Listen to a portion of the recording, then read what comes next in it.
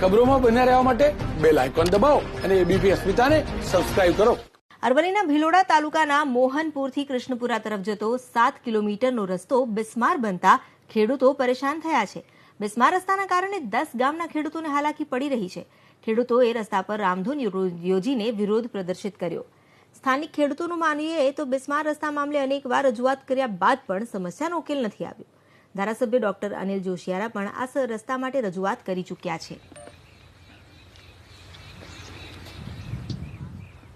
દરરોજ સવારે વહેલા 5 વાગે ખેતરમાં જવું પડે અને રસ્તો એટલો બિસ્માર હાલતમાં છે કે 2 ફૂટના ખાડા પડી ગયેલા છે અને માણસ જઈ જ ના શકે.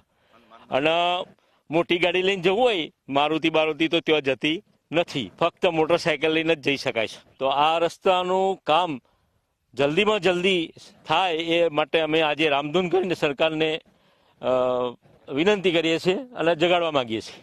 મોટી સમસ્યા એ છે કે અહીંયા આગળ રસ્તો એટલો જ ખરાબ છે કે જેથી કરીને અહીંયા આવી અને જવામાં જે પણ આજીવિકા થાય છે એમાં ઘણું બધું એમને વેડફવું પડે છે, કારણ કે એમના ખર્ચા એટલા બધા થાય છે. ટ્રેક્ટરોના પંચરો પડી જાય, અવારનવાર નુકસાનો થાય છે આ રસ્તાના કારણે, જેથી કરીને અહીંયા આગળ બહુ જ તકલીફ છે. અને આ તકલીફને આજે અમે રજૂઆત કરી રહ્યા છીએ, રામધૂન કરી અમે, અને અમે ધરણા પર પણ છીએ. ડેમ બનવાથી આ રસ્તો કપાઈ ગયો છે અને હવે ખુમાપુર થઈને જવાય છે, પણ મોટાભાગના ખેડૂતોને એ આજુબાજુની જમીનો છે અને એમને ખૂબ મુશ્કેલી પડે છે. અને જો સરકાર આ રસ્તો કાઢી આપે ખુમાપુરથી અહીં મોહનપુરથી સીધો કૃષ્ણનગર, તો ઘણા બધા ખેડૂતોને ફાયદો થાય એમ છે અને સાથે સાથે લોકોને એક સીધી લાઈન મળી જાય એમ છે.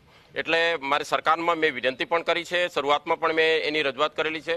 પહેલાં સ્ટેટમાં રસ્તો હતો અને પછી આ આખી જ મેટર પંચાયત હસ્તક સરકારે મોકલી આપી રહી છે.